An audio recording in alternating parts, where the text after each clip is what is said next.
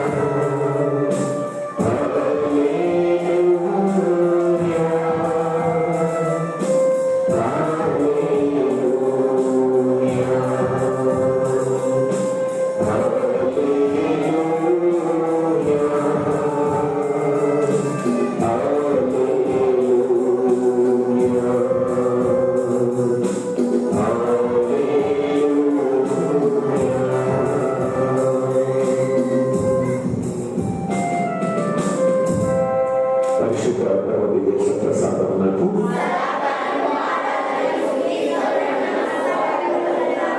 పితా పుత్ర పవిత్రాత్మకు మహిమ కలుగుగాక. పరిశుద్ధ పరమదివ్య ప్రసాదమునకు పితా పుత్ర పవిత్రాత్మకు మహిమ కలుగుగాక. పరిశుద్ధ పరమదివ్య ప్రసాదమునకు పితా పుత్ర పవిత్రాత్మకు మహిమ కలుగుగాక. హల్లెలూయా హల్లెలూయా హల్లెలూయా హల్లెలూయా హల్లెలూయా హల్లెలూయా హల్లెలూయా హల్లెలూయా. అందరూ వేయించబడదా? కీర్తన గ్రంథము 86వ అధ్యాయము 12వ వచనం. కీర్తన గ్రంథము చదవండి కదా. 86వ అధ్యాయం కీర్తన 86 12.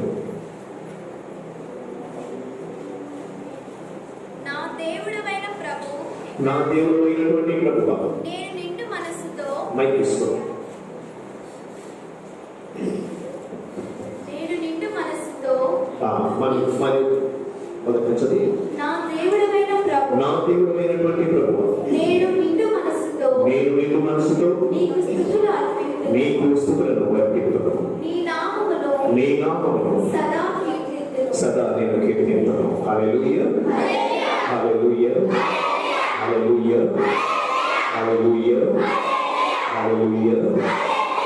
ఈరోజు మనం యొక్క ఆరాధనలో యొక్క దేవుడు మనకి ఇచ్చినటువంటి సమయంలో ప్రభు చెప్తున్నాడు, నిండు మనసుతో మనకు దేవునికి స్తుతులు అర్పించాలి, ఆయన నామాన్ని కీర్తించాలి. దేవునికి బహుగా ఇష్టమైనటువంటిది ఏంటి అంటే తనను ఎవరైతే స్తుతిస్తారో, తన నామాన్ని ఎవరైతే కీర్తిస్తారో దేవుడు వారి ప్రక్కన ఉంటారు, వారితోనే ఉంటారు. కాబట్టి ఈ యొక్క సమయాన్ని ప్రత్యేకంగా మనము ఈ యొక్క ఆరాధనలో ప్రభువు స్తుతించుదాం. దేవుడు ఎంతగానో మనకు దీవించాడు, ఆశీర్వదించాడు. దేవుడు మనకు నడిపిస్తున్నాడు, కరుణిస్తున్నాడు. దేవుడు మనకు ఆ ఊపిరిని ఇస్తూ ఉన్నాడు. మనం ఆయన లేకుండా మనం ఏమీ చేయలేదు, ఆయన లేకుండా ఎవరు కూడా ఏమీ చేయలేదు.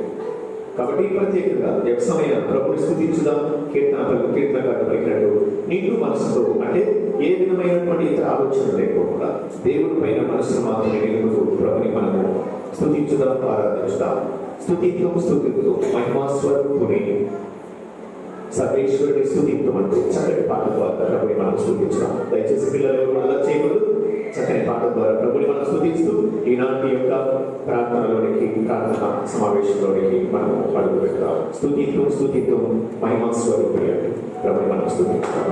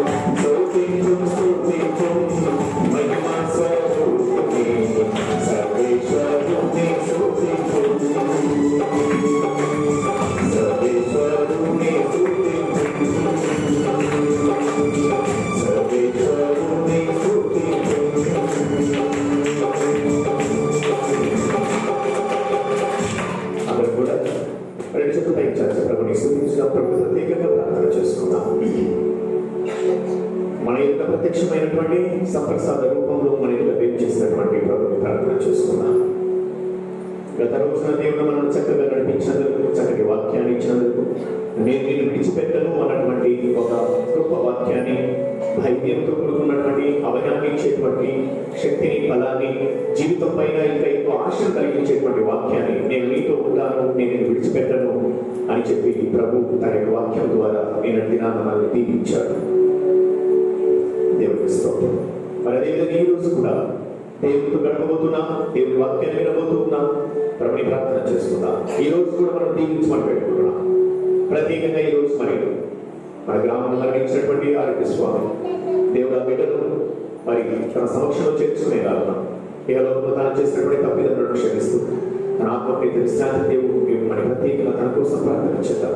తన కుటుంబం కోసం, తనను కోల్పోయినటువంటి జీవనాధారమైనటువంటి తనను కోల్పోయినటువంటి తన కుటుంబానికి బహుశా మానవమైనటువంటి మనము ఆ లోటు తీర్చలేదు.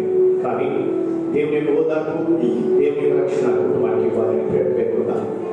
ఆ ధైర్యాన్ని తను కోల్పోయినటువంటి మరి వారు పడుతున్నటువంటి ఆ యొక్క మానసికమైన శారీరకమైనటువంటి బాధల నుండి దేవుడు వారికి ఓదార్పుని ఇవ్వాలని ప్రత్యేకంగా ప్రార్థన చేద్దాం.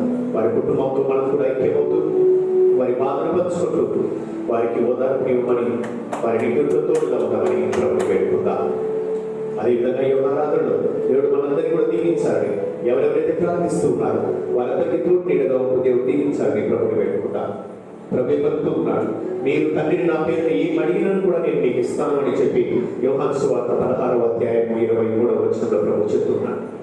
ఆరాధన ప్రభుని అడుగుదా, మనకి ఏది అవసరం, ఏది నీకు నీ జీవితానికి, నీ కుటుంబానికి ఏది అవసరం, దాన్ని ప్రభుని అడుగుదా. మీరు అడగండి, నేను ఇస్తాను అంటున్నాను. మంచి మనసుతో అడగండి, విశ్వాసంతో అడగండి, నేను మీకు ఇస్తానని చెప్పి ప్రభు చెప్తూ ఉన్నాడు. కాబట్టి ప్రత్యక్షంగా పరోక్షంగా దేవుని యొక్క అనుగ్రహము, దేవుని యొక్క దీవెనము, దేవుని ఉద్దేశంతో ప్రభుని ప్రార్థన చేస్తుందాం. ఈ సమయాన్ని మనల్ని ఆశీర్వదించమని, ప్రతి ఒక్కరిని కూడా దీవించమని, ప్రతి కుటుంబాల్లో ఉన్నటువంటి కలతలను, కష్టాలను తొలగిస్తూ మరి వారిని అధిగమించే శక్తిని ఇవ్వమని, క్రీస్తు అనుగ్రహించు శక్తి చేయి, ఎట్టి పరిస్థితులను ఎదుర్కొన్న బలం నాకున్నది అని చెప్పి దేవుని యొక్క వాక్యాన్ని బట్టి ప్రభు యొక్క శక్తి కొరకు ప్రభుని పెట్టుకుందాం. తండ్రి, నువ్వు నాకు ఉంటే చాలు, నీ శక్తి నాకు ఉంటే చాలు, నేను దేనినైనా కూడా జయించగలను, ఎదుర్కొనగలను అని చెప్పి ప్రభువుని మనం వేడుకుంటూ అందరూ భక్తితో ప్రార్థన చేసుకున్నాం. రెండు చేతులు పైకి ప్రభుని వేడుకుందాం. కృపాశక్తి సంపూర్ణమైనటువంటి మా దేవ, ఈ ఫస్ట్ సమయం ప్రభావం మీ పవిత్రమైనటువంటి ఆలయంలోకి వచ్చిన ప్రతి బిడ్డను మీకు అర్పిస్తున్నాం. రాలేకపోతున్నటువంటి బిడ్డను మీకు అర్పిస్తున్నాం. అనేకమైనటువంటి పనులతో సతమతం అవుతున్న బిడ్డను మీకు అర్పిస్తున్నాం. తండ్రి, మీ యందు వాడు జీవిస్తాడు, మీ యందు వాడు ఫలిస్తాడు అని చెప్పి మీరే యోహాను సువార్త పలికి ఉన్నారు. నా యందు ఎవరైతే ఉంటారో, నా యందు ఎవరైతే ఉంటారో వారు ఫలిస్తారు అని పలికినటువంటి నా దేవ, ఈరోజు మేము మీ యొక్క మందిరంలో మీ యొక్క సన్నిధిలో మేము ఉన్నాం. నేను మా యొక్క సాక్షాత్కరింప చేస్తున్నాను. మేము నేను ప్రార్థిస్తున్నాం. అన్నీ తెలిసినటువంటి నా దేవ, సర్వాంతర్యమైనటువంటి నా దేవ, మానవుల యొక్క అంతరంగంలో పూర్తిగా ఎరిగినటువంటి మహాప్రభువా, నీకు బిడ్డలందరినీ అర్పిస్తున్నాం. ఎవరెవరైతే ప్రార్థిస్తున్నారో, తమ యొక్క మనసును హృదయాలను తెరిచి ప్రార్థిస్తున్నారు, ఆ బిడ్డల యొక్క విన్నపాలను మీరు సావధానంగా ఆలకించమని పెట్టుకుంటున్నాం. వారి విశ్వాసాన్ని బట్టి వారిని అనుగ్రహించమని పెట్టుకుంటున్నాం. జీవితంలో ఒడిదుడుకులతో, లోటుపాట్లతో, కల్విలేనతో ఎవరైతే బిడ్డలు ఉన్నారో ఆ బిడ్డలందరినీ కూడా మీకు అర్పిస్తూ ఉంటారు. తండ్రి, జీవితం మీకు మాకు తోడు ఉంటే చాలు, ఏది మాకున్నా లేకపోయినా నువ్వు మాతో ఉంటే చాలు, మా జీవితం ధన్యమవుతుంది, మా జీవితం మహిమపరచబడుతుంది. తండ్రి, ఈ సమయంలో ప్రత్యేకంగా ఈ బిడ్డలందరి కోసం ప్రార్థిస్తూ వీరందరినీ దీవించి ఆశీర్వదించమని ప్రత్యేకంగా ప్రార్థిస్తున్నాం. పేతురు రాసిన మొదటి లేఖ 5వ అధ్యాయం 6వ వచనంలో శక్తివంతమగు దేవుని యొక్క హస్తములకు వినమ్రులు కంటే చెప్పి వాక్యం చెప్తుంది. ఎందుకంటే యుక్త సమయమున ఆయన ఉత్తరించును, యేసు మిమ్మల్ని గురించి శ్రద్ధ వహించును కనుక మీ విచారములన్నీ ఆయన పైన మోపులు అని చెప్పి పేతురు మొదటి లేఖ 5వ అధ్యాయం 6-7 వచనాలు మేము విని ఉన్నాం. తండ్రి, ఆ వాక్యాన్ని బట్టి ఈ రోజు ప్రత్యేకంగా నీకు తమను తాము అర్పించుకుంటూ వినమ్రతతో నీ చెంతకు వచ్చిన బిడ్డలను మీరు అనుగ్రహించమని వేడుకుంటున్నాం. వారి జీవితం పూర్తిగా నీకు తెలుసు, ఎప్పుడు ఎక్కడ ఏ విధంగా వారిని జీవించాలనో వారి వరముని వారు నీకు తెలుసు. కాబట్టి సరైన సమయంలో, యుక్త సమయంలో ఈ బిడ్డలు వారి కుటుంబాలను మీరు ఉత్తరించమని వేడుకుంటున్నాం. ప్రభా, వీరందరి గురించి మీరు శ్రద్ధ వహించమని వేడుకుంటున్నాం. వారి బిడ్డల విషయంలో అయితేనేమి, వారి ఆరోగ్య విషయంలో అయితేనేమి, మరియు వారి యొక్క రోజు వారి పనుల విషయంలో అయితేనేమి శ్రద్ధ వహించమని మీ పాదములను బట్టి ప్రాధాన్యపడుతూ ఉన్నాం. అదేవిధంగా మీరు విచారణని మీ పైన మోపుతూ ఉన్నారు, వారి అవసరం మీకు అప్పగిస్తూ ఉన్నారు, తమ యొక్క కష్టాలను మీకు అందిస్తూ ఉన్నారు. కాబట్టి వారి యొక్క మీరు పలికినట్టు మీ భారము నా పైన మోపండి మీరు పలికి ఉన్నటువంటి మా ప్రభావ విశ్వాసంతో వారి భారమును ఎవరైతే మీ ఎదుట ఉంచుతూ ఉన్నారో, మీకు అప్పగిస్తున్నారో వారి భారములను మీరు తొలగించమని, ఆ బిడ్డలకు మరి జీవితంపై ఇంకా ఆశ కలిగించమని, జీవితంలో ఇంకా జీవించాలి, మిమ్మల్ని కలిగి ఉండాలి అన్నటువంటి తృష్ణను, ఆ విధమైనటువంటి అపేక్షని బిడ్డలందరికీ అనుగ్రహించమని పెట్టుకుంటున్నాం. ప్రతి బిడ్డను కూడా ఆశీర్వదిస్తూ సైతాన్ యొక్క శోధన నుండి, ఇతరత్రమైనటువంటి వాటి నుండి మీరు నిరంతరము కూడా మీరు సంరక్షిస్తూ మీ రక్షణ కవచాన్ని వీరి చుట్టూ, మీ కుటుంబాల చుట్టూ ఉంచుతూ, మీరు ఇంట ఉన్నా బయట ఉన్నా, నిద్రలోనూ మెలకువలోనూ, పనిపాట్లలోనూ, ప్రయాణంలో అన్నిటిలో నీ బిడ్డలకు మీరు తోడునీడుగా ఉంటూ మీ యొక్క అద్భుత సంరక్షణ మీరు తోడునీడుగా ఉంచుతూ కావలి దూతలను మీరు వెన్నంటి ఉంచుతూ ఈ బిడ్డలను మీ కుటుంబాలను నిత్యము కూడా మీ యొక్క ఘనమైనటువంటి నామము కింద మీరు దీవించమని ప్రత్యేకంగా ప్రార్థిస్తున్నాను. మరి ఈ యొక్క వాక్యాన్ని నిలబోతున్న బిడ్డలను మేము మిమ్మల్ని ధ్యానించబోతున్నటువంటి ఈ సమయంలో మాతో పాటు ఉండండి, మా యొక్క పుస్తకం తట్టండి, మా హృదయాలు మీ వాక్యానికి పూర్తిగా స్పందించేలాగా, మా హృదయాలు తెరవబడేలాగా, మీ వాక్యం మా హృదయాలు నాటుకొని పోయేలాగా, తద్వారా ఆ వాక్యం మమ్మల్ని మా కుటుంబాలను మా జీవితం నడిపించే విధంగా చేయమని మా నాథుడు మీ కుమారుడు అతి పవిత్రుడు పరిశుద్ధుడు ఘనమైనటువంటి కరుణామయుడైనటువంటి యేసు నామమును మనకి వేడుకుంటున్నాం స్వామి. హల్లెలూయా, హల్లెలూయా, హల్లెలూయా, హల్లెలూయా, హల్లెలూయా, హల్లెలూయా, హల్లెలూయా, హల్లెలూయా. కూర్చున్నారా?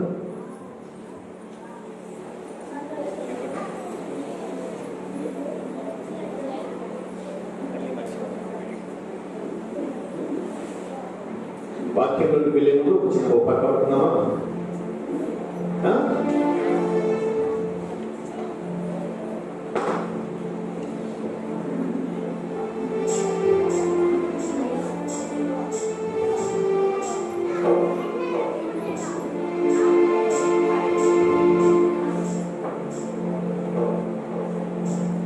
ఎవరు మరిచినా ఎవరు నిన్ను విడిచినా నేను విడవని వాడు మరువని వాడు దేవుడు చల్లగా చూస్తాడు, దీవెనలిస్తాడు, సంతోషాన్ని ఇస్తాడు. ఏ సమయమందైనా ఏ స్థితిలో ఉన్నా కూడా కుణకగా నిద్రించగా నేనైతే ఉంటాడు. కాబట్టి మనసు మార్చుకుని యేసుని మన మనసులో చేర్చుకున్నా మన బ్రతుకు మారుతుంది, మన పరుగు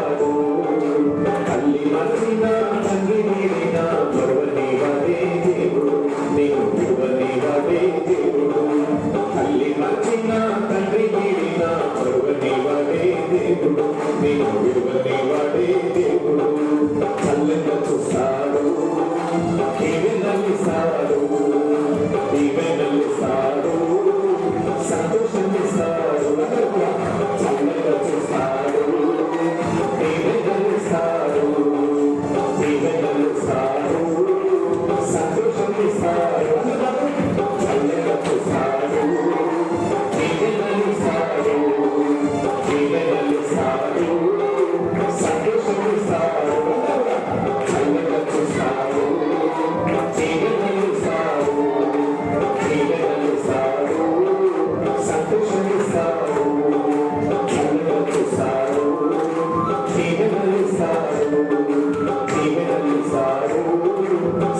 సంతోషమిస్తాడు, చల్లగా చూస్తాడు, దీవెనలిస్తాడు, దీవెనలిస్తాడు, సంతోషమిస్తాడు, చల్లగా చూస్తాడు, దీవెనలిస్తాడు, దీవెనలిస్తాడు, సంతోషమిస్తాడు, చల్లగా చూస్తాడు, దీవెనలిస్తాడు, దీవెనలిస్తాడు, సంతోషమిస్తాడు, చల్లగా చూస్తాడు, దీవెనలిస్తాడు, దీవెనలిస్తాడు, సంతోషమిస్తాడు, చల్లగా చూస్తాడు, దీవెనలిస్తాడు, దీవెనలిస్తాడు, సంతోషమిస్తాడు, చల్లగా చూస్తాడు, దీవెనలిస్తాడు, దీవెనలిస్తాడు, సంతోషమిస్తాడు, చల్లగా చూస్తాడు, దీవెనలిస్తాడు, దీవెనలిస్తాడు, సంతోషమిస్తాడు, చల్లగా చూస్తాడు, దీవెనలిస్తాడు, దీవెనలిస్తాడు, సంతోషమిస్తాడు, చల్లగా చూస్తాడు, దీవెనలిస్తాడు, దీవెనలిస్తాడు, సంతోషమిస్తాడు. Hallelujah. Hallelujah. Hallelujah. Hallelujah. Hallelujah. Hallelujah.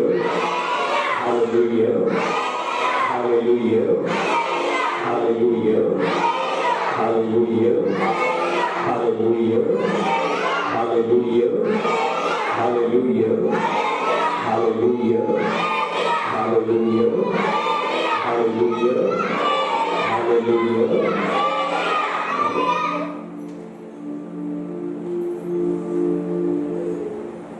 పిల్లలు, నిన్న మీరు ఎంత నిశ్శబ్దంగా ఉన్నారు అలాగే ఉండాలి, సరేనా? అవసరమైతే పడుకొని నిద్రపడదు, అర్థమైనా? మన సమయం వచ్చినప్పుడు అంత అయిపోయిన తర్వాత మళ్ళీ నిద్రలేద్దాం, అప్పుడు ఫోన్ చేయొచ్చు, సరేనా? నిద్రపడి ఏం నేనేమనలేదు మనం, సరేనా? బాగా నిద్రపోతే ఇంకా 2-3 చాక్లెట్ ఎక్కువ ఇస్తాం, సరేనా? ఓకే. హల్లెలూయా. హల్లెలూయా.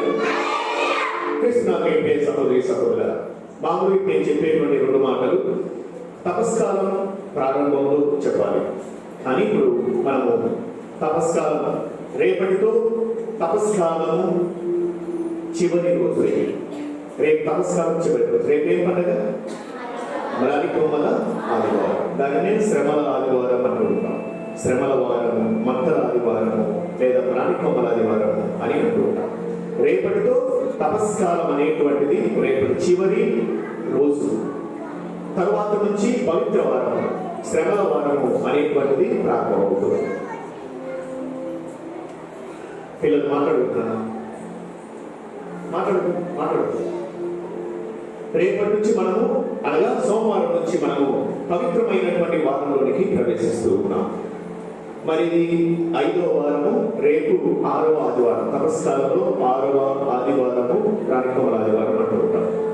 తపస్కాలము, ఈ తపస్కాలంలో ముఖ్యంగా ఆచరించేటువంటివి ఏంటి అంటే ఉపవాసము, ప్రార్థన ఉపవాసం. 2-3వది ఏదైనా మంచి పనులు చేయండి, దాన క్రియలు, ధర్మ కార్యాలు, పుణ్యక్రియలు చేయండి అని చెప్పి ఈ 3 అనేటువంటిది తపోక్రియలు. మొదటిది ఉపవాసము, 2వది ప్రార్థన, 3వది దాన ధర్మాలు. ఎవరికైనా మంచి చేయండి. ఏదైనా మీరు ఉపవాసంతో ఏదైతే మీరు మిగులుస్తారో, ఉపవాసంతో ఏదైతే మీరు పక్కన పెడతారో, దానిని ధన రూపము కానీ వస్తు రూపము కానీ ఏదైతే మీరు పక్కన పెడతారో దాన్ని మీరు ఎవరికైనా మీరు ఇవ్వండి అని చెప్పి మనకు కథోలిక శ్రీ సభ తెలియజేస్తుంది. మరి ఈ యొక్క ఉపవాసము మరియు ప్రార్థన ఖచ్చితంగా తపస్కారంలో ప్రార్థన ఉపవాసం 2 ఉండాలి అంటారు. కేవలం ఒకటే కాదు, 2 ఉండాలి అంటారు. మీలో ఎంతమంది చాలా మంది తప్ప ఉపవాసం ఉన్నారా లేదా? ఉన్నారు కదా. చాలా ఉద్దేశాల కోసం, వాటి కోసం, వీటి కోసం మనము తపస్కాలకు ఉపవాసం ఉంటాం అన్నమాట. మరి ఏంటి ఉపవాసం అంటే ఏంటి? ప్రార్థన. నేను కేవలం రెండే మాటలు చెప్తాను, తర్వాత మనము 14 స్థలాల గురించి తెలుసుకుందాం. మొట్టమొదటి ఏంటంటే ఉపవాసము అంటే. ఉపవాసం అంటే ఏంటి? మనం అందరం అనుకుంటుంటాం అన్నం తినకుండా ఉండడం, భోజనం చేయకుండా ఉండడం, శారీరకమైనటువంటి వాటికి దూరంగా ఉండడం. అందుకే చాలా మంది దీక్ష తీసుకుంటూ ఉంటారు. మరి నిజమైనటువంటి ఉపవాసం ఏంటి అంటే నిజం చెప్పాలంటే అది కాదు. నిజమైన ఉపవాసం అంటే నువ్వు అన్నం తినకున్నంత మాత్రాన, నువ్వు ఆహారం తీసుకోకున్నంత మాత్రాన దేవుడికి ఒరిగిపోయేది ఏమీ లేదు, దేవుడికి నువ్వు ఇచ్చేది ఏమీ లేదు. దాని ద్వారా దేవుడికి సంతోషపడు. నీవు కడుపు కాచుకుంటుంటే దేవుడికి ఇష్టమా? లేదు, దేవుడికి ఇష్టం లేదు. కానీ ఇక్కడ ఉపవాసం ప్రార్థనతో కూడినటువంటి ఉపవాసం ఎందుకు ఉండాలి, దేని కొరకు ఉపవాసం అనేటువంటిది ఉండాలి అనేటువంటిది మనము ఆలోచించాలి. ఉపవాసం అంటే ఏంటి? ఉప అంటే దగ్గరగా, వాసము అంటే జీవించడం. ఉపవాసం అంటే ఏంటి? దగ్గరగా జీవించడం. ఎవరికి దగ్గరగా జీవిస్తున్నాం? ఈ యొక్క సంవత్సరం అంతా కూడా నీ పని పాటలు అయితేనేమి, నీ రోజువారీ జీవితం అయితేనేమి, నీ యొక్క వ్యాపారం అయితేనేమి, మరియు నీకున్నటువంటి వాటిపైన వాటిలో పడిపోయి దేవుడికి దూరంగా ఉంటూ వాటిపైన నీవు నీ యొక్క జీవితాన్ని ఉంచుతూ ఉరుకు పరుగులతో నువ్వు జీవితాన్ని యొక్క సంవత్సరం అంతా పరిగెత్తునేవా. అందుకే అలా నువ్వు వెళ్తున్నటువంటి నీవు, ఈ లోకంలో పడిపోయినటువంటి నీవు దేవుడి వైపుకు నీ యొక్క సమయాన్ని ఇవ్వలేకపోతున్నావు, దేవుడితో గడపలేకపోతున్నావు, దేవుడితో ఉండలేకపోతున్నావు. దేవుడితో ఎవరు ఉండగలరు? ఎప్పుడు ఎందుకు ఉండాలి అంటే కదా, దేవుడితో ఉండడం అంటే నా జీవితాన్ని నేను చూసుకోవడం, నా జీవితాన్ని నేను తొంగి చూసుకోవడం. అందుకే దేవుడితో ఉండాలి. కానీ మన సంవత్సరం అంతా మన జీవితం వైపు మనం తొంగి చూసుకోలేకపోతున్నాం. మన పనులు అయితేనేమి, మన బాధ్యతలు అయితేనేమి, కుటుంబ అవసరాలు అయితేనేమి, కుటుంబ పోషణ అయితేనేమి, ఇలా అనేకమైన వాటితో మనం పరిగెడుతూనే ఉన్నాం. అందుకే కథోలిక శ్రీ సభ ఏం చేసిందంటే ఈ 40 రోజులు అనేటువంటిది కేవలం 1 రోజు 2 రోజులు కాదు, 40 రోజులు. ఈ 40 రోజుల సుదీర్ఘమైనటువంటి యొక్క కాలాన్ని కాసేపు దేవుడితో గడిపేదానికి, దేవుడికి నీవు ప్రాధాన్యత ఇచ్చేదానికి, దేవుడికి నీ సమయాన్ని ఇచ్చేదానికి ఈ 40 రోజుల తపస్కాలాన్ని నీకు కథోలిక శ్రీ సభ ఇచ్చింది. ఈ 40 రోజులు దేవుడు చనిపోయాడు, దేవుడు శిలువ మీద కొట్టబడ్డాడు కాబట్టి ఆయన చూస్తూ ఏడుస్తూ కూర్చోమని కాదు చెప్పింది. దానికోసం కాదు ఈ 40 రోజులు. మనము మన జీవితంలో నువ్వు పడుతున్నటువంటి బాధలు, నీకు దూరం అవుతున్నటువంటి వాటిని గురించి తలచుతూ ఈ యొక్క సంవత్సరంలో నువ్వు ఏవేవైతే పోగొట్టుకున్నావో, ఏ బలహీనతకైతే దగ్గరయ్యావో, ఏ చెడు అలవాట్లకైతే దగ్గరయ్యావో, ఏదైతే నీ కుటుంబంలో సంతోషాన్ని, ఆనందాన్ని ఇవ్వలేకపోతుందో, ఏదైతే దేవుని యొక్క కృపను పొందలేనటువంటి పరిస్థితులకు నీకు గురి చేస్తుందో, వాటన్నిటి నుండి కాసేపు వాటిని పక్కన పెట్టి దేవుడితో కాసేపు ఉండేదాని కోసం ఆయన దగ్గరగా ఉంటూ, ఇంతకాలం ఆయన దూరంగా ఉన్నావు, ఇప్పుడు ఏదైతే నిన్ను ఆయనకు దూరం చేసిందో వాటిని దూరం పెట్టు, దేవుడికి దగ్గరగా ఉండమని ఈ తపస్కారాన్ని మనకి ఇచ్చింది. అందుకే ఆ దగ్గరగా ఉండేదానికి అది ప్రధానమైనటువంటిది ఏంటి? ఉపవాసం. ఉప అంటే దగ్గరగా, వాసం అంటే నివసించడం. దేవుడికి దగ్గరగా ఉండడమే నిజమైనటువంటి ఉపవాసం. కాబట్టి ఆ ఉపవాసం ఏ విధంగా, ఎన్ని రకాలుగా ఉంటుంది అంటే కదా, ఉపవాసం అనేటువంటిది శారీరకమైన ఉపవాసం ఉంటుంది, మానసిక ఉపవాసం ఉంటుంది. శారీరక ఉపవాసం అంటే ఏంటి? ఇదిగో నీకు ఇష్టమైనటువంటివి, అది తిండి కావచ్చు, లేదా నీకు ఇష్టమైనటువంటి వస్తువు కావచ్చు, లేదా నీకున్నటువంటి శారీరక సుఖం కావచ్చు, సౌఖ్యం కావచ్చు, ఏదైనా సరే ఇవి ఉపవాసాలు. ఇక్కడ ఉపవాసం అంటే మనం కేవలం అన్నం తినకుండా ఉండడం అనుకుంటున్నాం, తప్పు.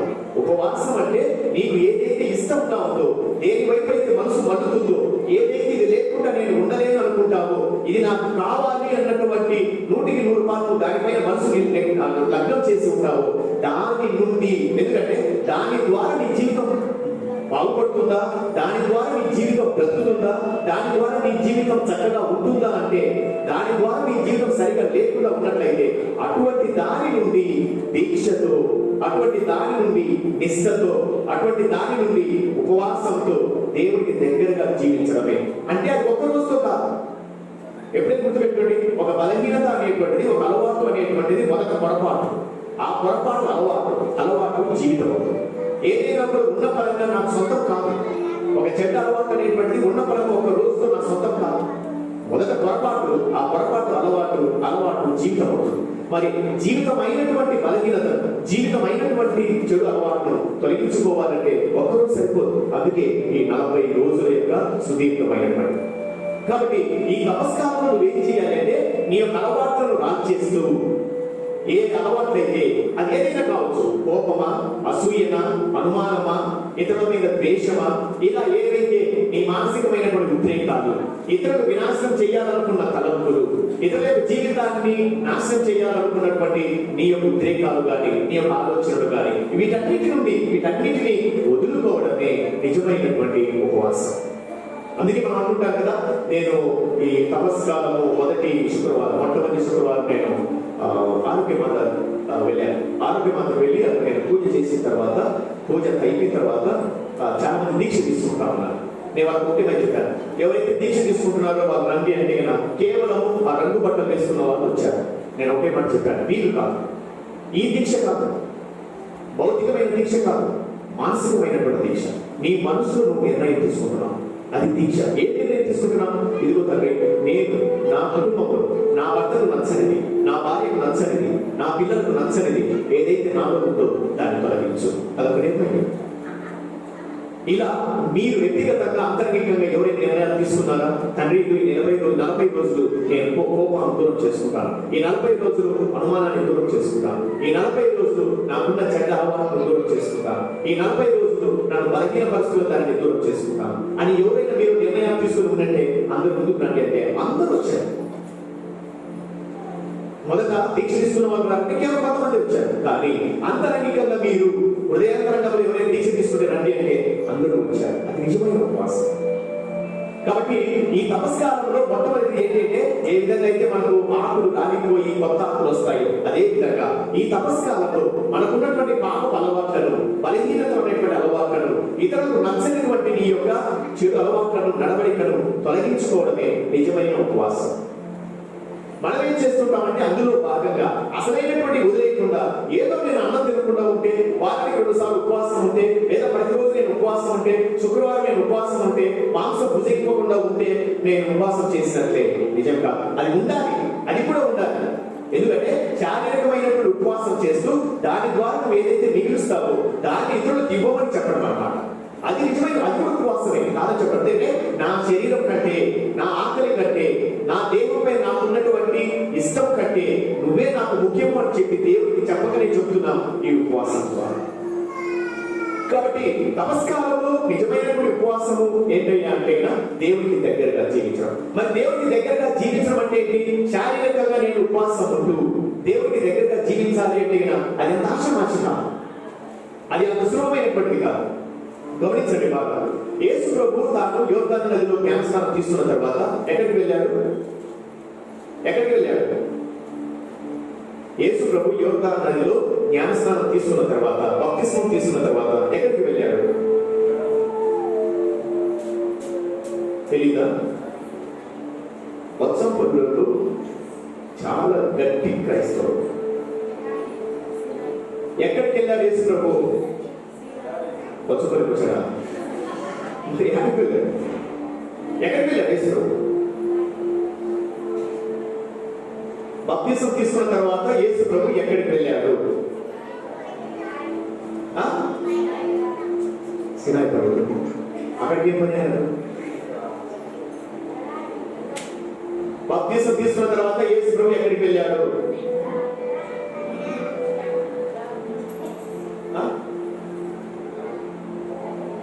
ఎక్కడికి వెళ్ళారు? ఎవరికి తెలియదా? ఎక్కడికి? ఎవరు చెప్పింది? మొహ ఎడారికి. ఎవరు చెప్పింది ఎడారికి? ఎడారికి పోయాడంటే ఎవరు చెప్పినా చప్పటి కొట్టి పెట్టి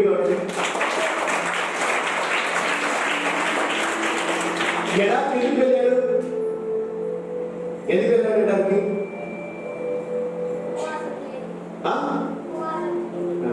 సామి ఉపవాసం చెప్తున్నాడు కాబట్టి చెప్తే సరిపోతుందని చెప్పేట్టున్నాడు.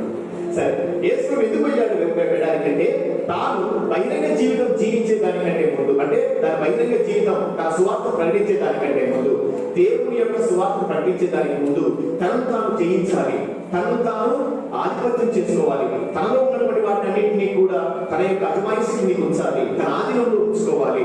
అందుకు దేవుని యొక్క శక్తి కావాలని చెప్పి దేవుడు ఏం చేశాడు? ఎడారికి వెళ్ళాడు. అంటే అక్కడ యేసు ప్రభు 40 రోజులు 40 రాత్రులు 40 పగలు ఉపవాస ప్రార్థన చేశాడు. ఇక్కడ బాగా గమనించండి, యేసు ప్రభు 40 రోజులు ఉపవాసం చేసిన తర్వాత, ఒక్కసారి ఉపవాసం అయిపోయిన తర్వాత ఆయన దేహము చాలా వరకు క్షీణించిపోయింది. అవునా కదా? 40 మనం 2-3 రోజులు అన్నం తినకపోతేనే మనకి ఏ విధంగా తయారైతే మీకు అందరికీ తెలుసు. అటువంటిది 40 రోజులు యేసుప్రభు ఉపవాసం ఉన్న తర్వాత ఒక్కసారి ఆయన బయటకు వచ్చిన తర్వాత వెంటనే ఆయన శోధించేదానికి సైతాను వచ్చింది. ఇక్కడ ఒకటి గమనించండి, ఉపవాసంలో ఉన్నప్పుడే దేవుని యొక్క కార్యాలలో మనం ఏదైనా నిర్ణయాలు తీసుకున్నప్పుడే సైతాను శోధిస్తుంది. మనం ఎప్పుడైతే దేవునికి దగ్గరగా ఉండాలనుకుంటామో అప్పుడే సైతాను అనేకమైనటువంటి వాటి ద్వారా నిన్ను దారి మళ్లించేదానికి, నీ మనసు మళ్లించేదానికి, నీకున్నటువంటి దృష్టిని దేవుడి నుంచి పక్కకు మళ్లించేదానికి సైతాను ప్రయత్నం చేస్తుంది. అలాగే సైతాను కూడా యేసుప్రభు ఎప్పుడైతే ఉపవాసం చేశాడో అయిపోయిన తర్వాత 40 రోజులు ఉపవాసం చేశాడు కాబట్టి, బలహీనమైపోయాడు కాబట్టి, ఆయన యొక్క దేహము సృష్టించిపోయింది కాబట్టి వెంటనే ఇతను నేను శోధించవచ్చు అని చెప్పి సైతాను యేసుప్రభు దగ్గరికి వచ్చి యేసుప్రభు ఏం చూపించింది? ఇదిగో ఈ యొక్క రాళ్ళను రొట్టెలుగా మార్చు అంటే ఆహారాన్ని ఆశ చూపించింది. ఆహారం ఎందుకు 40 రోజులు ఆహారం లేదు. ఇప్పుడు ఎప్పుడు మనకు 2-3 రోజులు మనం ఆకలిగా ఉంది, ఏమి తినకుండా ఉన్నట్టుండి మన ఎదుట ఏది పెట్టినా కూడా తినమా? అది ఇష్టం లేకపోయినా తినేస్తాం, ఎందుకంటే నా దేహం కోరుకుంటుంది కాబట్టి. అదేవిధంగా యేసుప్రభువును కూడా ఆ విధంగా శోధించాలని చెప్పి సైతాను వచ్చింది. ఈ రాళ్ళ రొట్టెలుగా మార్చు, తిను అని చెప్పింది. రెండవది అధికారాన్ని, ఈ లోక వ్యామోహాలు అన్నిటినీ కూడా, అంటే మనిషి ఎప్పుడైతే దేవుడికి దగ్గరగా జీవించాలనుకుంటాడో, తనకి ఇష్టమైనటువంటి వాటిని దూరంగా ఉంచాలనుకుంటాడో, అటువంటి సందర్భంలోనే సైతాను ఎక్కువగా శోధిస్తుంది. ఈ లోక ఆశల ద్వారా, ఈ లోకమైనటువంటి వస్తువుల ద్వారా సైతాను మనం శోధిస్తుంది. కానీ యేసుప్రభు లొంగాడా? లొంగలేదు. ఎందుకు లొంగలేదు? కారణం ఏంటి అంటే, దేవుడు గమనించండి, యేసుప్రభు శారీరకంగా బలహీనంగా ఉన్నాడు, కానీ ఆత్మపరంగా బలంగా ఉన్నాడు. ఆత్మపరంగా బలంగా ఉన్నాడు. ఎందుకు బలంగా ఉన్నాడు? ఎలా బలంగా ఉన్నాడు? కారణం ఏంటి అంటే, యేసుప్రభు తాను ఉపవాసం చేస్తూ ప్రార్థన అనేటువంటి దాన్ని వదిలిపెట్టకుండా ఉన్నాడు. కేవలం ఉపవాసం చేస్తే సరిపోదు. ఆ ఉపవాసం చేస్తున్నటువంటి నీవు, శారీరకమైన ఉపవాసం చేస్తున్న నీవు ఆత్మీయమైనటువంటి బలాన్ని పొందాలి అంటే సైతాను శారీరకంగా నిన్ను శోధించాలి అంటే ఆత్మపరంగా ముందు నిన్ను శోధించాలి. నీ ఆత్మ బలంగా ఉన్నట్లయితే శారీరకంగా నువ్వు దేనికి లొంగవు. నీ ఆత్మ బలంగా ఉండాలి. మన రోజువారీ జీవితంలో కూడా నీకు ఎన్ని కోరికలు ఉన్నా కూడా, ఎన్ని నీకు వ్యామోహాలు ఉన్నా కూడా, వాటిపై నీ మనసు మల్లకుండా ఉండాలి అంటే నీ ఆత్మ, నీ హృదయం అనేటువంటి నీ ఆధీనంలో ఉండాలి. అప్పుడు ఏది నేను శోధించలేదు, ఏ వ్యక్తి నేను శోధించలేదు, ఏ వస్తువు నేను శోధించలేదు. అదేవిధంగా యేసుప్రభు కూడా ఎందుకు సైతాను లొంగలేకపోయాడు, ఎందుకు సైతాను అక్కడ ఆయన శోధించలేకపోయిందంటే కారణం ఏంటి? యేసుప్రభు ఆత్మీయంగా ఆయన ఆత్మ బలంగా ఉంది. ఆ ఆత్మ బలంగా ఉండేదానికి కారణం 40 రోజులు ఎలా ఉపవాసం చేశాడు, అదే విధంగా ప్రార్థన అనేటువంటి దానిని వదలకుండా ఆయన చేస్తూ వచ్చాడు. ప్రార్థన నీ ఆత్మకు బలాన్ని ఇస్తుంది. ఎప్పుడైతే నీ ఆత్మ బలంగా ఉంటుందో, నువ్వు శారీరకంగా ఎంత బలహీనంగా ఉన్నా సరే, నువ్వు శారీరకంగా ఎంత నీవు తక్కువ స్థాయిలో ఉన్నా సరే, నీ ఆత్మ నిన్ను బలపరుస్తుంది, దేవునితో ఉండేలాగా చేస్తుంది. హల్లెలూయా, హల్లెలూయా. కాబట్టి ఈ తపస్కాలంలో మనము ప్రార్థన ఉపవాసం అనేటువంటిది చాలా ముఖ్యం. అందుకే ఈ తపస్కాలంలో మనము ఈ ఉపవాసాలను ఆచరిస్తూ ఉంటాం. దేవునితో దగ్గరగా ఉండడమే ఉపవాసం.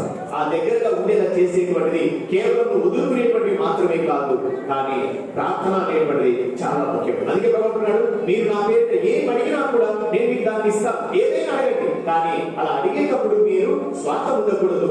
మీ యొక్క బలహీనతను బయటకు వచ్చే విధమైన మనస్తత్వం ఉండాలి.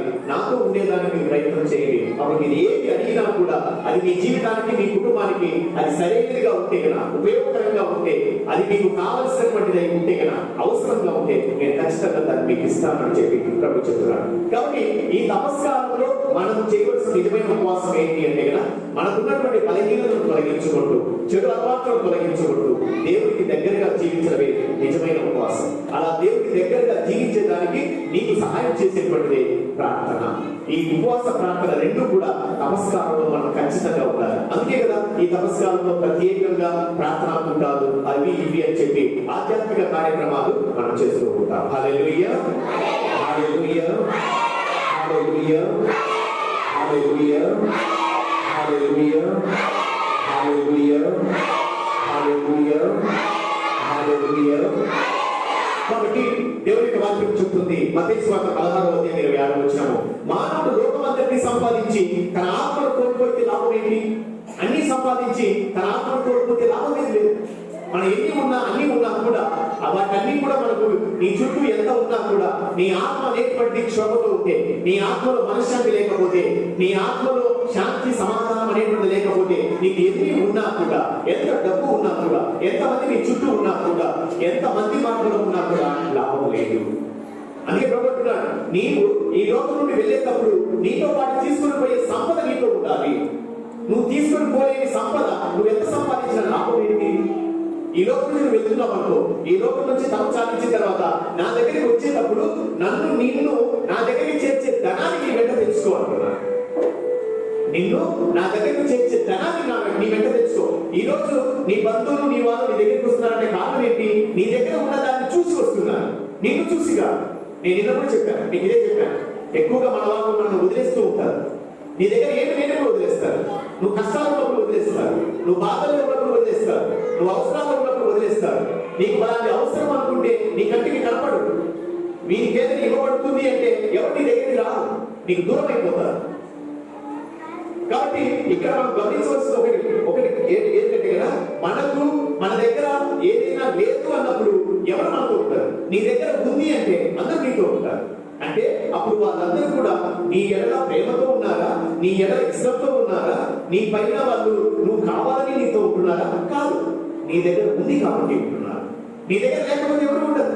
వారి బంధాలు అనుబంధాలన్నీ కూడా వస్తువులను బట్టి, నీ దగ్గర ఉన్న ఆస్తిని బట్టి, నీకున్నటువంటి ఐశ్వర్యాన్ని బట్టి, నీ దగ్గర ఉన్న అధికారాన్ని, పరపతిని, మాట తీరును బట్టి నీతో ఉంటారే తప్ప అవి నీకు దాటినప్పుడు, అవి నీకు వదిలినప్పుడు వీళ్ళు కూడా వదిలిపోతారు.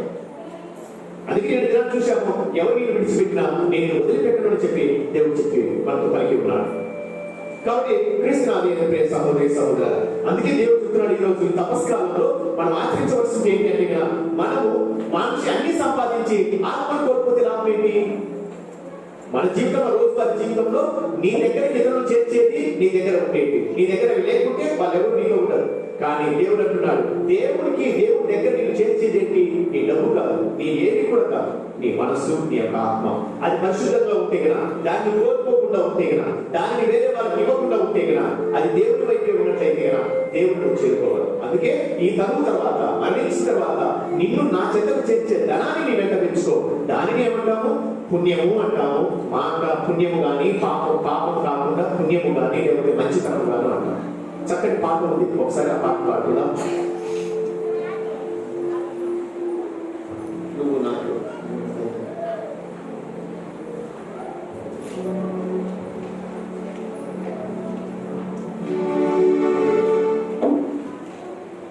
నీవున్నావు నా తోడు గమనించండి, నాకందరూ ఉన్నారులే, నా వాళ్ళు ఉన్నారులే అని ఎవరెవరైతే అనుకుంటున్నారో వాళ్ళకందరికీ ఈ యొక్క పాట. ఎవరెవరైతే నాకందరూ ఉన్నారు, నాకు ప్రతి ఒక్కరు ఉన్నారు, నాకేం పర్వాలేదు అని ఎవరెవరైతే అనుకుంటున్నారో వాళ్ళకందరికీ ఈ పాట. చక్కటి పాట.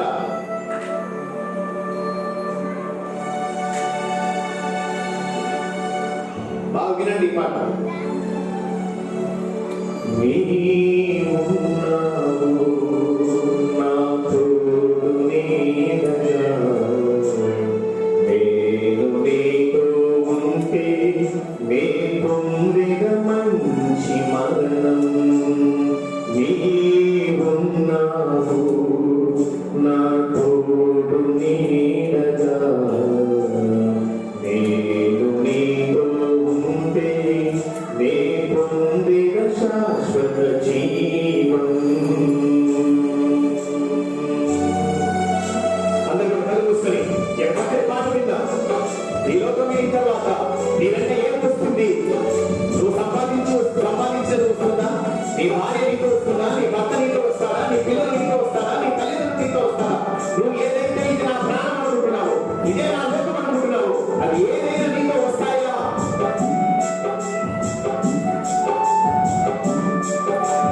నీవున్నావు నా తోడు నీడగా, నేను నీతో ఉంటే నే పొందిన శాశ్వత జీవం. నీవు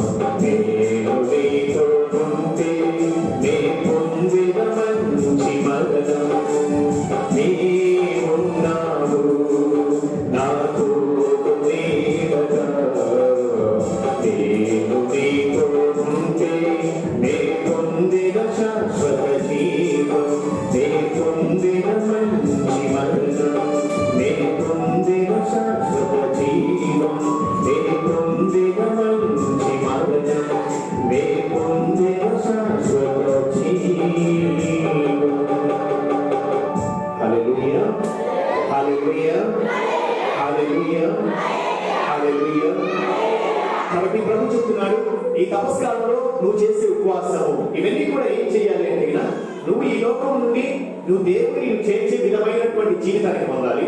నువ్వు వెళ్ళినా కూడా నువ్వు ఇక్కడ జీవించే విధంగా ఉండాలి. అంటే మనం భౌతికంగా లేకపోయినా కూడా నీ మంచితనము, నీ యొక్క పుణ్యము అనేటువంటిది నిన్ను ఈ లోకంలో బతికించాలి. పోయాడు, చనిపోయాడు, వెళ్ళిపోయాడు, ఇంకా పోయింది అన్న విధంగా ఉండకూడదు, ఆ విధంగా ఉండకూడదు.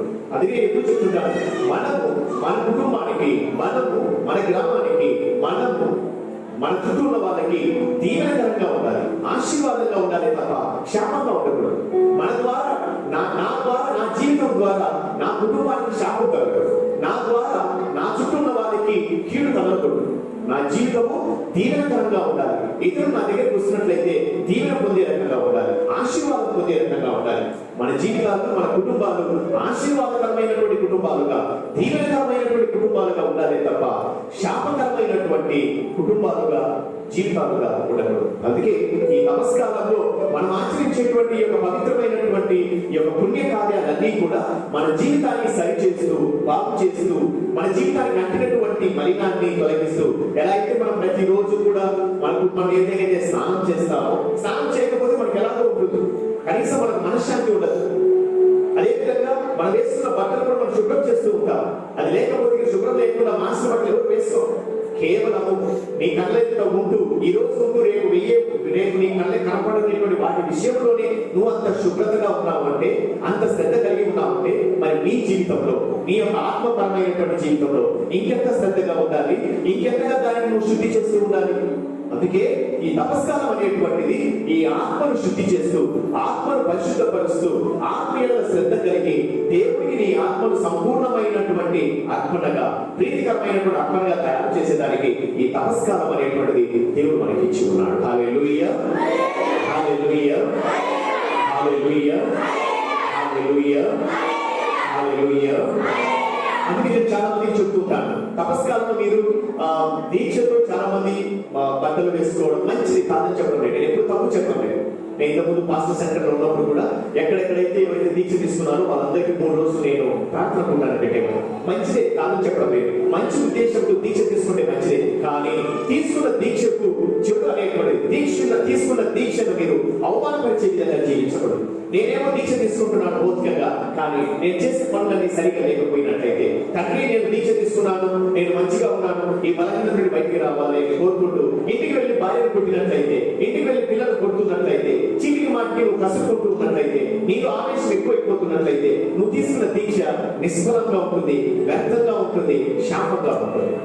కాబట్టి తపస్కారంలో మనం ఏదైనా దీక్ష తీసుకోవాలి, ఎవరైనా తీసుకోవచ్చు, పిల్లలు కానీ పెద్దలు కానీ ఎవరైనా అంతరంగికంగా మనసునందు దీక్ష తీసుకోవచ్చు. ఏంటి నిజమైన దీక్ష? నేను చెప్పాను, నీలో దేవుడికి నచ్చనిది, నీలో నీ కుటుంబానికి నచ్చనిది, ఇలా ఉంటే నా భర్త నాకు బాగుంటుంది, ఇలా ఉంటే నా భార్య నాకు బాగుంటుంది, ఇలా నా పిల్లలు ఉంటే బాగుంటారు, ఇలా నా తల్లిదండ్రులు ఉంటే బాగుంటుంది అని చెప్పి నీలో ఏదైతే ఉండకూడదని మీ వాళ్ళు కోరుకుంటున్నారు, దానిని వదిలేసుకోవడమే నిజమైనటువంటి విశ్వాసం, నిజమైనటువంటి దీక్ష.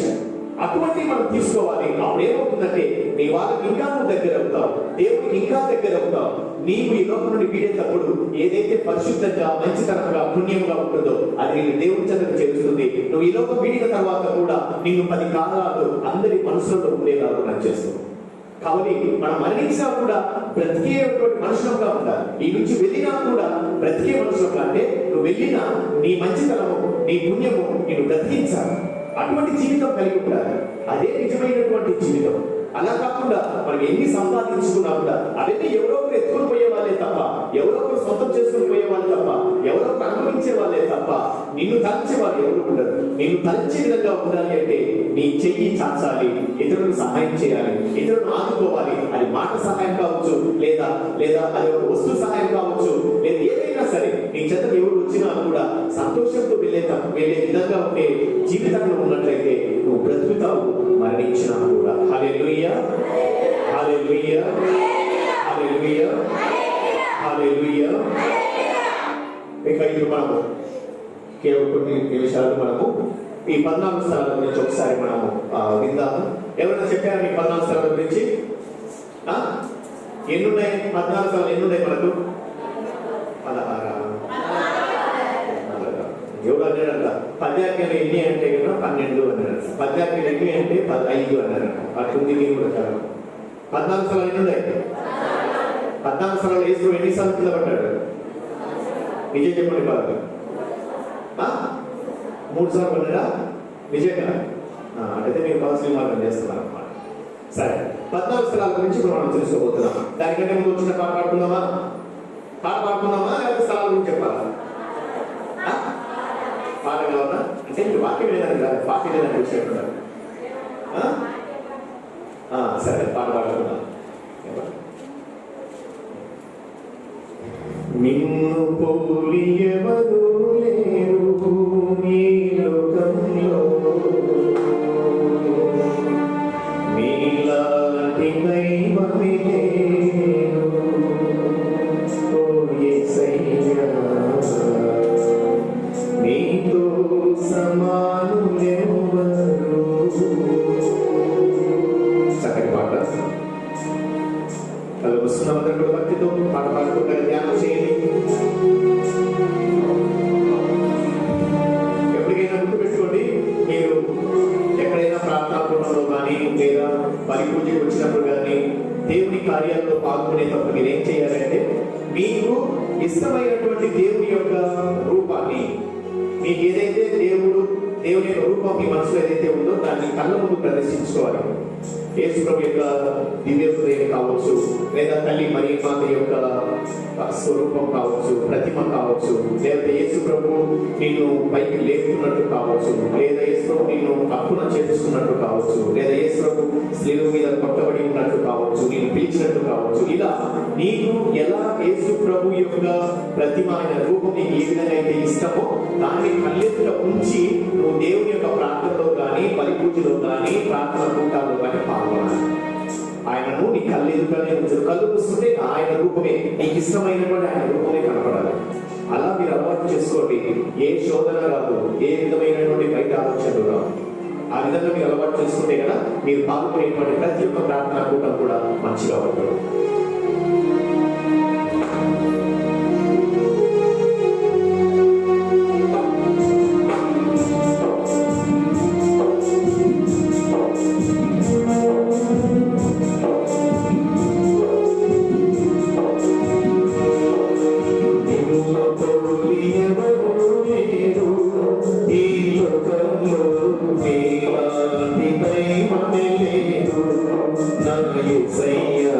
నీతో సమానులెవరు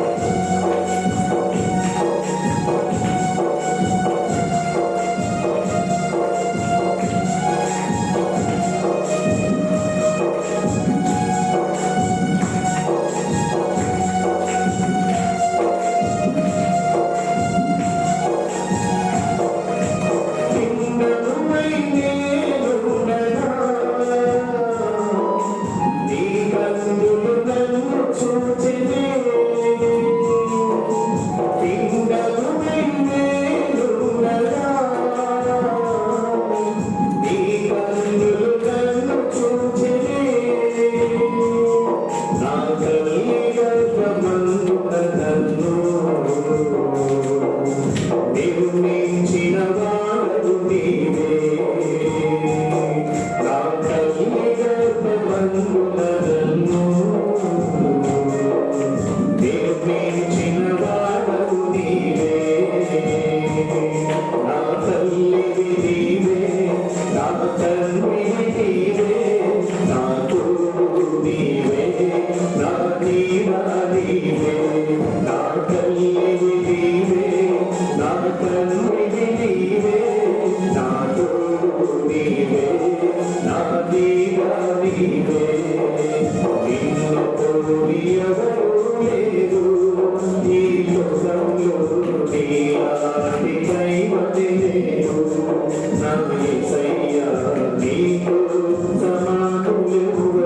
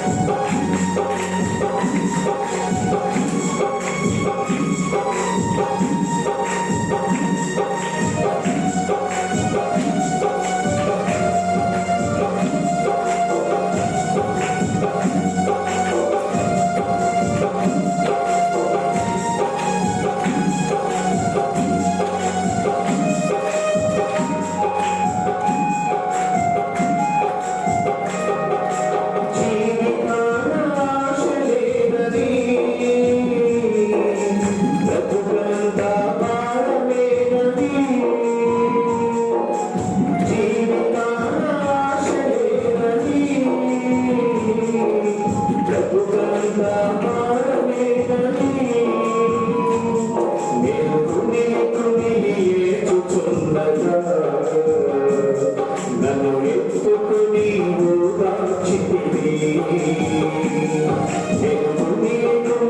ఏచుచుండగా నన్ను ఎత్తుకుని దాచితివి నా తల్లివి నీవే నా తండ్రివి నీవే నా తోడు నీవే నా నీడ నీవే నా తల్లివి నీవే నా తండ్రివి నీవే నా తోడు నీవే నా నీడ నీవే నిన్ను తోడి ఎవరు లేరు ఈ లోకంలో నీలాంటి దైవమే లేరు నా యేసయ్యా నీకు సమానులెవరు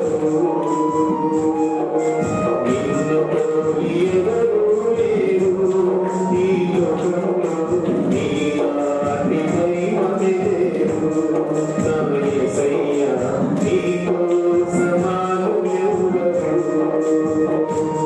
నా తల్లివి నీవే నా తండ్రివి నీవే నా తోడు నీవే నా నీడ నీవే నా తల్లివి నీవే నా తండ్రివి నీవే నా తోడు నీవే నా నీడ నీవే నా తల్లివి నీవే నా తండ్రివి నీవే నా తోడు నీవే నా నీడ నీవే నా తల్లివి నీవే నా తండ్రివి నీవే నా తోడు నీవే నా నీడ నీవే నా తల్లివి నీవే నా తండ్రివి నీవే నా తోడు నీవే నా నీడ నీవే నా తల్లివి నీవే నా తండ్రివి నీవే నా తోడు నీవే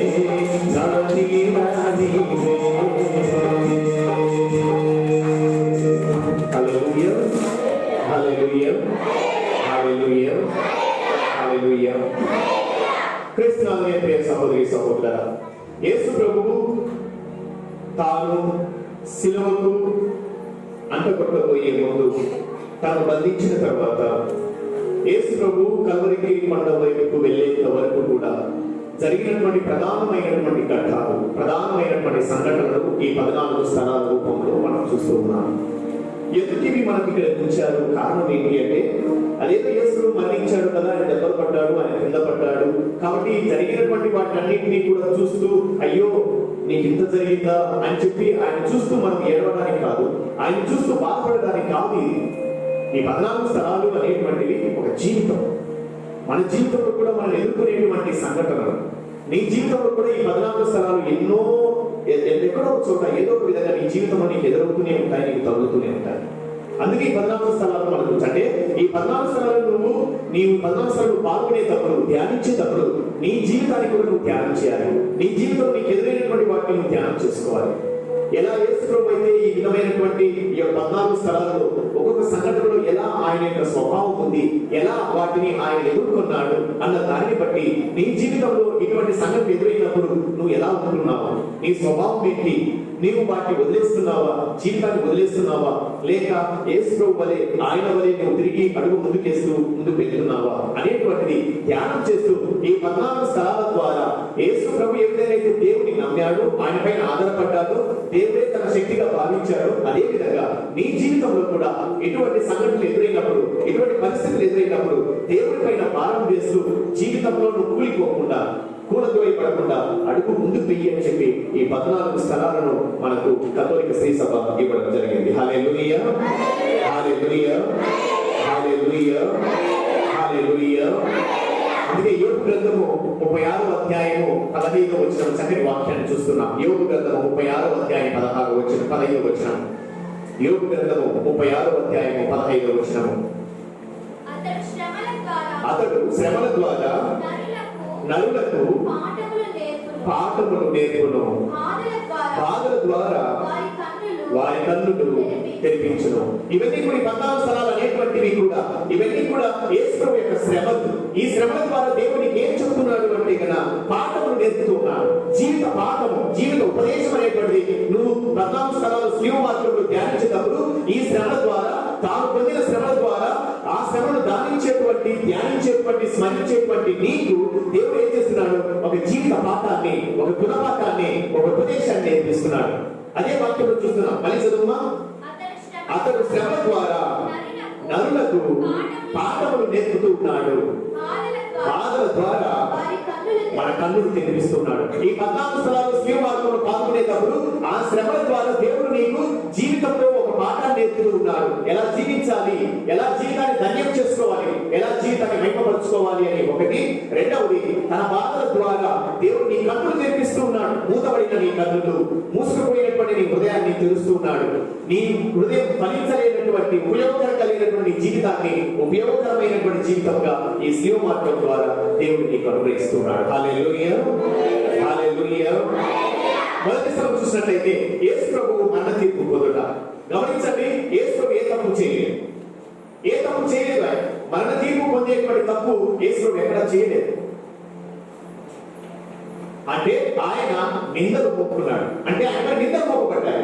ఆయన చెయ్యని నేరము, చెయ్యని పనులు, ఆయన మాట్లాడని మాటలు, ఇలా ఆయన పైన లేకపోని నిందలు మోపబడ్డాయి. ఎవరు మోపారు? వాళ్ళ జీవిత మనుగడ కోసము. యేసు ప్రభు వాళ్ళ జీవితానికి అడ్డంకిగా ఉన్నాడు. యేసు ప్రభు ఉంటే తమ ఆటలు సాగవు, యేసు ప్రభు ఉంటే తమ బ్రతుకు సాగదు అని చెప్పి ఎవరెవరైతే దుష్ట స్వభావంతో దుష్టులుగా ఉన్నటువంటి వాళ్ళు ఈయనను అడ్డు తొలగించుకోవాలి అని చెప్పి ఆయన పైన నిందలు మోపడం జరుగుతుంది. నీ జీవితంలో, నా జీవితంలో, మన జీవితాల్లో కూడా నువ్వు అడ్డంకిగా ఉన్నావని చెప్పి, నీ మంచిగా ఇతరులకు అడ్డంకిగా ఉందని చెప్పి, నీ బాగుగా ఉన్నావని చెప్పి ఓర్చుకోలేనటువంటి వాళ్ళు, నీ చుట్టుపక్కల ఉన్నవారు కానీ, నీ బంధువులు కానీ, నీ వాళ్ళు కానీ నీ పైన లేకపోయిన నిందలు మోపేటువంటి సమయం, సందర్భం నీ జీవితంలో ఖచ్చితంగా జరుగుతుంది. నువ్వు చెయ్యని తప్పు తలవంచాల్సి వస్తుంది. నువ్వు చెయ్యని తప్పు నీ పైన నిందలు పడుతుంది. ఎవరో కంటితో చూసి అది నిజమో కాదో తెలియకుండా నీ గురించి లేనిపోని యొక్క పుకార్లు అయితేనేమి, నిందలు అయితేనేమి నీ పైన మోపేటువంటి సమయాలు వస్తూ ఉంటాయి. అటువంటి సందర్భంలో చెయ్యని తప్పుకు నువ్వు తప్పు చేసినట్లు నీవు దోషిగా అందరి ఎదుట నిలబడవలసినటువంటి పరిస్థితులు ఎన్నోసార్లు నీ జీవితంలో వస్తూ ఉంటాయి. అటువంటి సందర్భంలో నువ్వు ఎలా ఉంటున్నావు? యేసు ప్రభు అక్కడ ఏం చేశాడు? మౌనంగా ఉన్నాడు. నేను తప్పు చేయలేదని చెప్పి గట్టిగా వాదించలేకపోయాడు. కారణం ఏంటి? నేను వాదించిన ఈ మూర్ఖులు వినరు. నీ జీవితంలో కూడా నువ్వు తప్పు చేయకపోయినా, తప్పు చేశావన్నప్పుడు నేను చేయలేదు అని చెప్పి నువ్వు గొంతెత్తి వచ్చినా కూడా వినేవారు ఉండరు. దానికి నిజమైనటువంటి రుజుతత్వం అనేటువంటిది ఉండదు.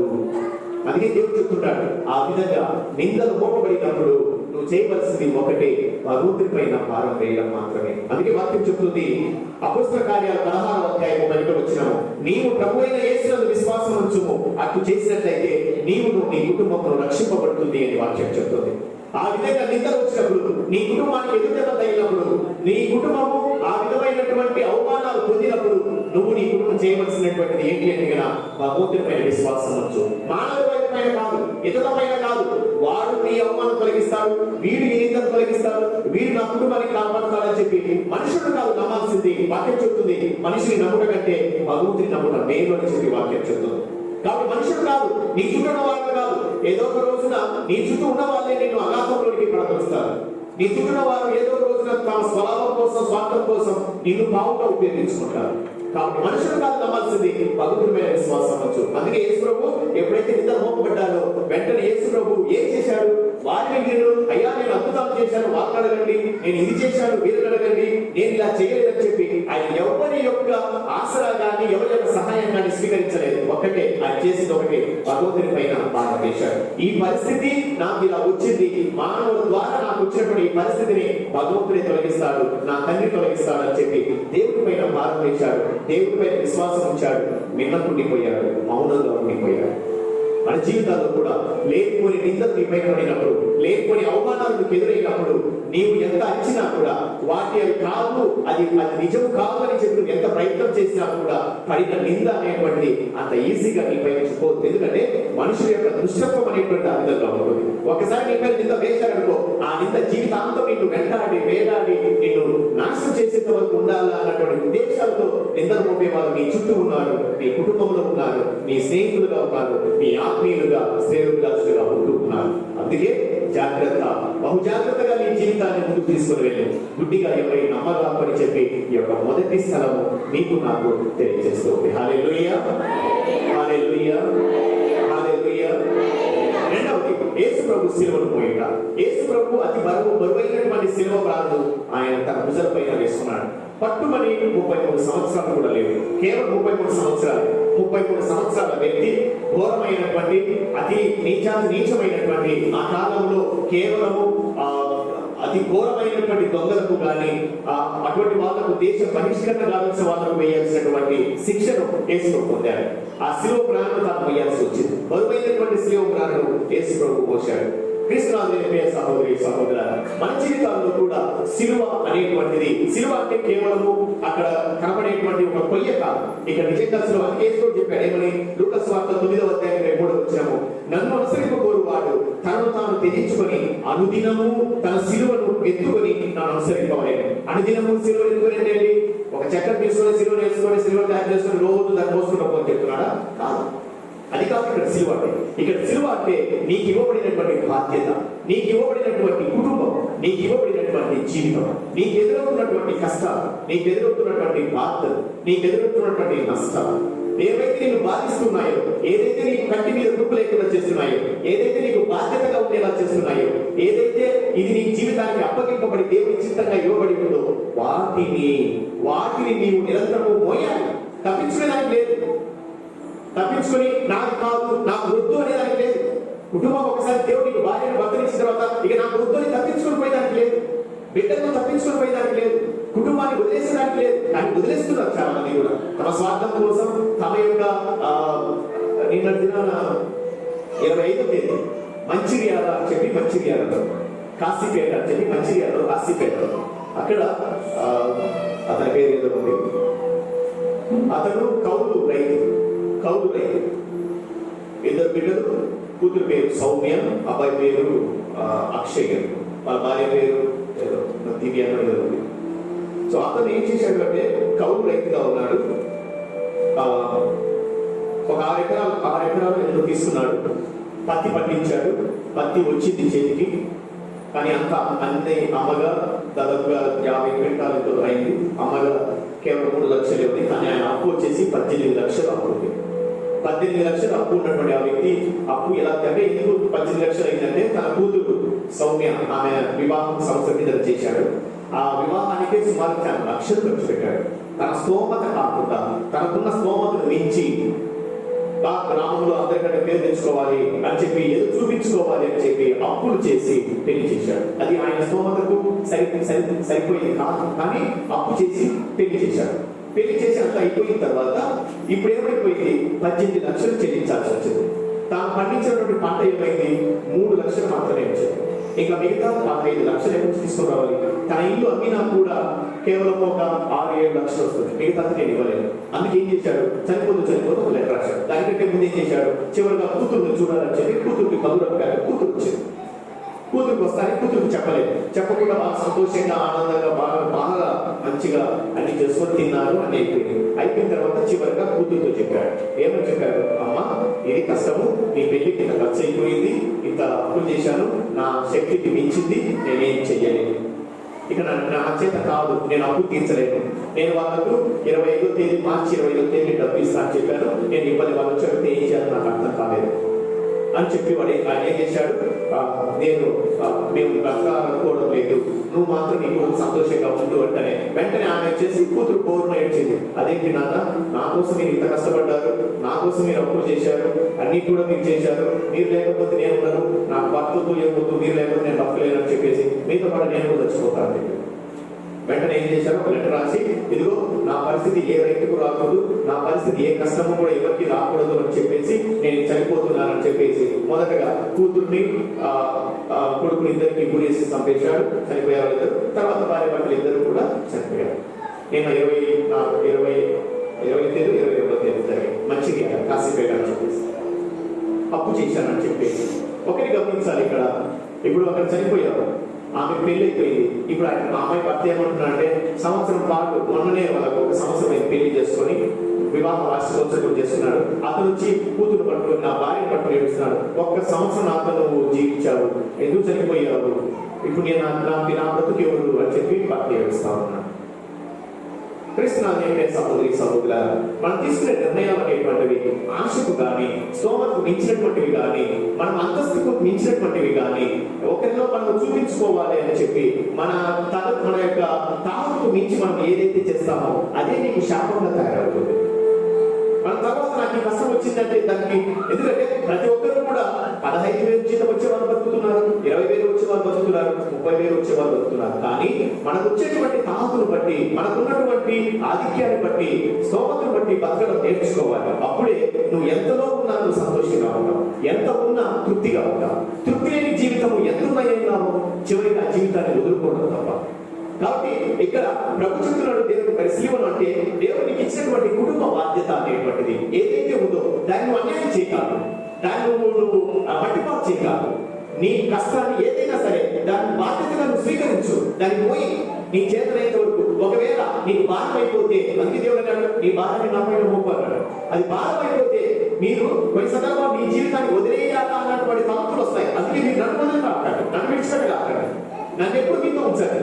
దేవుడితో ఎవరైతే ఉంటారో, దేవుడి పైన తమ జీవితాన్ని నిలుపుతారో అటువంటి వారు జీవితంలో తొందరపడి ఏ నిర్ణయం తీసుకోరు, జీవితంలో ఎటువంటి నిర్ణయాలు తీసుకోరు. కానీ దేవుడు లేనటువంటి జీవితం కలిగినటువంటి వారు జీవితంలో తొందరపాటులో ఏ నిర్ణయమైనా తీసుకుంటారు. అందుకే మనం ఎందుకు వృత్తిలో కొట్టుకుంటున్నామంటే, దేవుడిని ప్రార్థించాలి, దేవుడితో ఉండండి అంటే ఏంటంటే మన